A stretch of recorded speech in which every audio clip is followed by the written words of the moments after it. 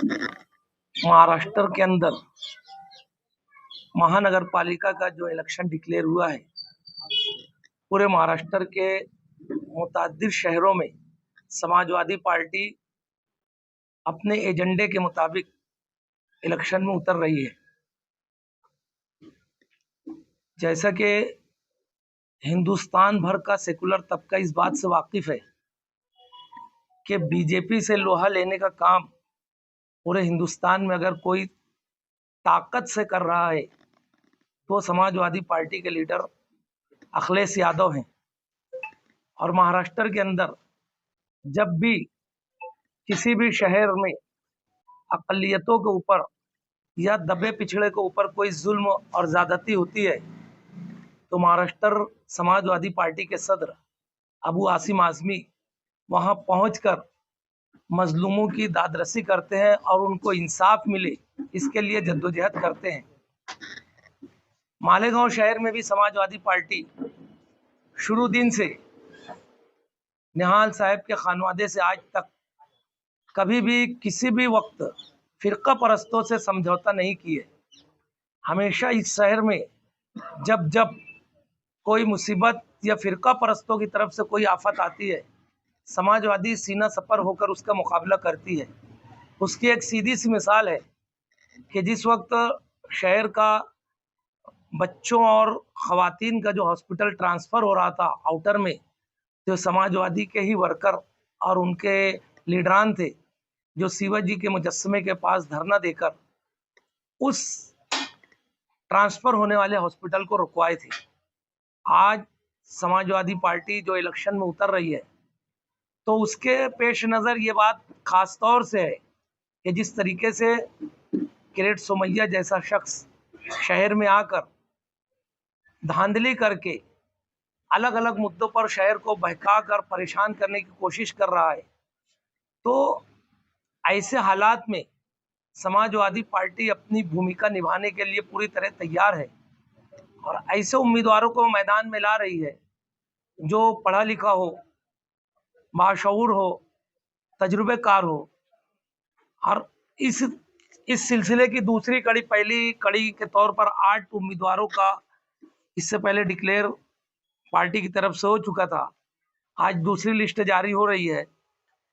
इस लिस्ट में हम लोगों ने 6 उम्मीदवारों को नाम डिक्लेयर करना है। सबसे पहले वार्ड नंबर 7 से वहां के सिटिंग उम्मीदवार अब्दुल बाकी राशन वाले साहब वार्ड नंबर 7 से समाजवादी पार्टी के उम्मीदवार होंगे।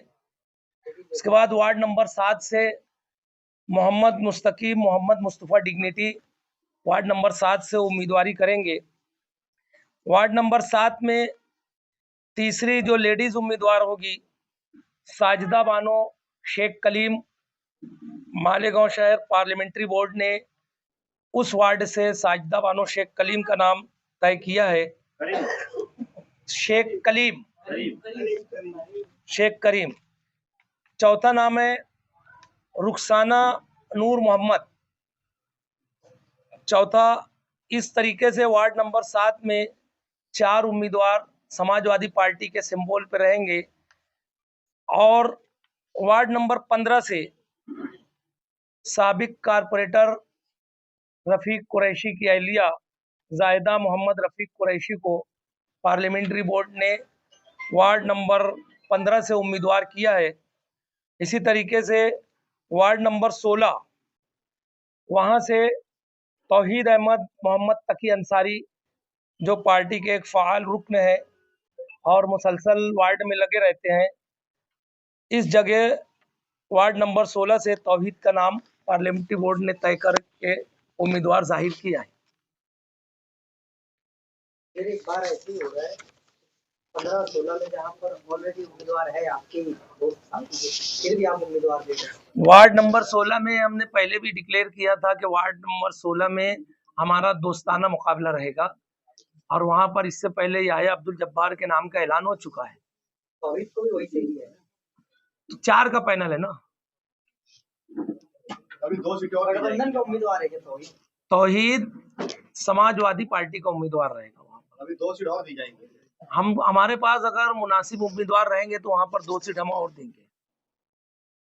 उम्मीदवार कई हैं, लेकिन हम लोग चाहते हैं जो समाजी तौर से समाज से जुड़ा हो, लोगों के दुख दर्द समझता हो, बाशऊर हो, ऐसे लोगों को हम लोग उम्मीदवारी दे रहे हैं। मुस्तकीम भाई पक्के इलाकों से लड़ने का बोल रहे, वहां से लड़ेंगे नहीं। वार्ड नंबर 7 से मुस्तकीम भाई का पार्लियामेंट्री बोर्ड ने तय किया है। असल में जब हम लोगों का गठबंधन नहीं हुआ तो उससे पहले हम लोगों ने समझने के लिए दोनों पार्टी के 7-7 लोगों की एक कमेटी बनी थी और उस कमेटी को इख्तियार दिया गया था कि आप लोग अपने ढंग से फैसला करके लीडरान को बता दो। अगर लीडरान को नहीं समझ में आएंगे तो उसमें कुछ रद्द बदल करेंगे। तो ये पार्लियामेंट्री बोर्ड का फैसला है कि मुस्तकीम भाई को वार्ड नंबर 7 से लड़ाया जाए। समाजवादी की जो सदर है वो ही कच्चे इलाके से लड़ रहे, युवा नेता भी कच्चे इलाके से लड़ रहे, बात पक्के इलाकों की और इलेक्शन कच्चे इलाकों से। बात पक्के इलाके में भी हमारे उम्मीदवार रहेंगे और कच्चे इलाकों में भी उम्मीदवार रहेंगे। हम लोग पूरे शहर में काम करते हैं, एक इलाके में तो काम करते नहीं है। क्या ऐसा इरादा है कि मुस्तकीम भाई 2 जगह से चुनाव लड़ेंगे? आगे अगर कुछ ऐसी जरूरत पड़ी तो पार्लियामेंट्री बोर्ड उनको दूसरी जगह से खड़ा भी कर सकती है, लेकिन अभी तक के एक वार्ड का हम लोगों ने तय किया है। वार्ड नंबर 7 में चारों उम्मीदवार समाजवादी के ही सिंबल से लड़ेंगे। चारों उम्मीदवार समाजवादी पार्टी के साइकिल निशान पर उम्मीदवारी करेंगे। ये जो 2 लेडीज नाम है जरा उसको खुलासा कर दीजिए, मतलब वो एक रुखसाना है और दूसरा एक है साजिदा बानो करीब शेख करीम, उस वार्ड के काफी दिनों से सोशल फील्ड में नुमाया काम करते रहते हैं, मेडिकल कैंप मुख्तलिफ काम के। उस वार्ड में जब आप जाएंगे और जमील सेठ का नाम बोलेंगे तो हर कोई पहचान जाएगा कि जमील सेठ कौन है। वो मुसलसल वार्ड में लगे रहते हैं और वार्ड लोगों की शिद्दत से चाहत है कि जमील सेठ की को उम्मीदवारी दी जाए। तो जमील सेठ को जब बातचीत की है तो उन्होंने अपनी वालदा का नाम दिया है, तो साजिदा बानो उनकी वालदा का नाम है। इस तरीके से उस वार्ड से जमील सेठ की वालदा साजिदा बानो उम्मीदवारी करेंगे समाजवादी से। दूसरा जो है रुखसाना नूर मोहम्मद, ये जो मोहम्मद हुसैन अंसारी साहब हैं, तो ये उनकी हमशीरा है, उनकी बहन है। मोहम्मद हुसैन साहब को टिकट दिया गया है, तो वो लेडीज टिकट है, तो उन्होंने अपनी बहन को उस वार्ड से उम्मीदवारी के लिए नाम पेश किया है। आप उसी इलाके के फाल मतलब लोगों में से रहे हैं, इलाके में काफी आपकी भी सरगर्मी रही है, तो आप इलेक्शन नहीं लड़ेंगे वहां से? जी नहीं, मैं तो खुद ऐलान कर रहा हूँ 4 उम्मीदवार का, तो इसका मतलब है मैं वहां से उम्मीदवारी नहीं कर रहा हूँ। फॉर्म भरेंगे, फॉर्म का जो मुद्दत है, मुद्दत के अंदर सब फॉर्म भर देंगे। मुद्दत के बाद कोई फॉर्म नहीं भरेंगे, सब मुद्दत के अंदर भरेंगे। करीब करीब उम्मीदवार डिक्लेयर हो गए, तो आपका मैनिफेस्टो वगैरह क्या है? मैनिफेस्टो के बारे में जो हमारा कमेटी बनी है उसमें ऐसा मशवरा है कि पूरे शहर का जो 5 कॉमन मिनिमम प्रोग्राम हम लोग जाहिर कर चुके हैं, वो कॉमन मिनिमम प्रोग्राम कम से कम मुश्तरका प्रोग्राम वो तो रहेगा, मगर पूरे शहर का हम लोगों के सामने ऐसा है कि मैनिफेस्टो ना जारी करते हुए जिस इलाके की जो जरूरत है इलाका वाइज मैनिफेस्टो जारी किया जाए, लेकिन अभी इसके ऊपर कोई फैसला नहीं हुआ है। ये माना जाए कि आपके एमएलए मौसूफ के नक्शे कदम पर चल रहे हैं। हम लोग मैनिफेस्टो नहीं जारी करेंगे ऐसा नहीं बोले, हम तो पहली मर्तबा 5 रुकनी मैनिफेस्टो 5 नुकाती मैनिफेस्टो जारी कर चुके हैं कि किसके ऊपर हम हमारा फोकस रहेगा। उसके बाद हर इलाके की अलग अलग तकालीफ है, प्रॉब्लम्स है, तो इलाके के हिसाब से हम लोग मैनिफेस्टो बनाने की कोशिश करेंगे, लेकिन इसका फैसला हमारे उसके अंदर होगा।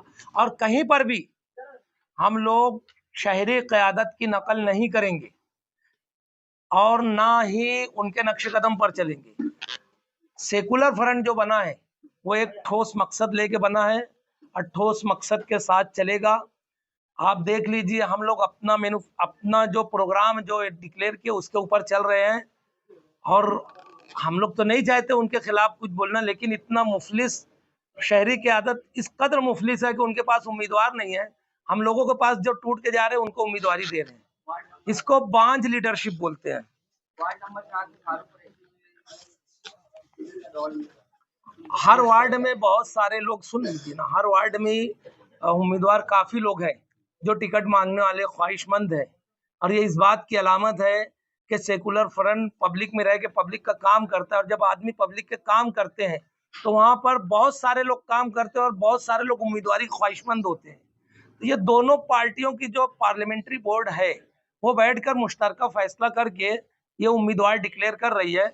और जहां पर इस कंडीशन की बात आती है वहां पर थोड़ा बहुत समझना पड़ता है। बबलू कुरैशी की बीवी है कि वालिदा लगी? बबलू कुरैशी की वालिदा में बताया कि रफीक कुरैशी साबिक कॉरपोरेटर की अहलिया। एमएलए मौसूफ ने कल कहा कि जो इलेक्शन में हमारे साथ थे, वफादार थे, तो उनको तरजीह दी जाएगी। तो आपके पास आप लोगों के सामने लिस्ट है, आप लोग देख लीजिए। इफ्तिखार राशन वाले को लेकर गए और बहुत सारे लोगों को लेके गए, उनके पास उम्मीदवारी नहीं है, वो हमदर्द या वफादार कहाँ देखेंगे। हम लोग जब डिक्लेयर करते हैं तो फिर वो हमारे वार्डों में दौड़ते हैं कि कौन बचा, तो उनको पटा पुटा के ले जाके देते हैं। मैं इसीलिए बोला हूँ, इतनी मुफलिस शहरी की आदत है, उनके पास काम करने वाले लोग ही नहीं है कि जिनको वो टिकट देंगे। कई सालों से रिजवान सर आपकी शक्लों में दिख रहे थे, अब कुछ दिनों से गायब है। इससे पहले भी प्रेस कॉन्फ्रेंस में ये सवाल आया था, तो हम लोग बताए थे कि जब समझौता हुआ है तो यहाँ कुछ कुर्बानियां देनी पड़ती है। तो समझौते में जो सिटिंग सीट जहां से वो उम्मीदवारी करना चाहते थे वो हमारी दोस्त पार्टी के खाते में थी, तो इसलिए वहां पर हम लोग मजबूर हैं। तो उन्होंने समझौता किया या बगावत? अब ये रिजवान सर अभी तक, वो तो आप उनसे पूछ सकते हैं। हम लोग तो जो भी हमारे साथी हैं उनसे बातचीत करके समझा कर उनको मनाने की कोशिश करते रहते हैं, क्योंकि वो हमारे साथी है। हमारा कोई साथी हमसे छूट जाए तो बहरहाल, क्योंकि हमारी जो पार्टियां, दोनों पार्टियां जो है, आप देख लो शहर में काम जो जमीनी सतह पर करती है ये दोनों पार्टियां करती है। और ये बात जब शोभत आई बच्चाओं सबसे पहले उम्मीदवारी के बाद हमारी पार्टी पे मुलाकात करने के लिए आई, दीपक भोसले साहब लेकर आए उनको, तो वहां दीपक भोसले ने साफ लफ्जों में कहा कि शहर में दो पार्टियां जो जमीनी सतह पे काम करती है। उस वक्त तो हमारा गठजोड़ भी नहीं था, एक शेख रशीद खानदान का और निहाल साहब खानवा था। ये दोनों पार्टियां, इनकी जो पार्टियां जमीनी सतह पे काम करती है, इसीलिए इनके पास वर्कर और उम्मीदवार होते हैं। दीगर लोग देख लो, बड़े बड़े तनाज़े शहर में आए, कौन कितना बोलता है शहर के सामने है, मीडिया वालों के सामने। जैसे रिजवान सर उनकी सिटिंग सीट मांग रहे थे, तो और भी एरियाज में जैसे आपने फ्रेंडली दे दिए तो उन्हें भी दे देते। नहीं, ये उनकी सिटिंग नहीं, सीट नहीं थी। ये सीट इस्लाम पार्टी के चारों उम्मीदवार यहाँ थे, अभी गए 17 की बॉडी में, ये उनकी सीट थी, रिजवान सर की नहीं थी। फिर भी दे सकते थे, ऐसी कोई बात नहीं। हम लोग कोशिश ये कर रहे हैं कि आपस में कितना ज्यादा से ज्यादा तालमेल हो के बात हो, क्योंकि हमारा टारगेट सिर्फ वो ये इलेक्शन जीतना नहीं है। हमारा टारगेट ये है कि हम लोग 44 सीट लेकर जाएं, ताकि हम लोगों को नदी के उस तरफ की कोई जरूरत महसूस ना होने पाए।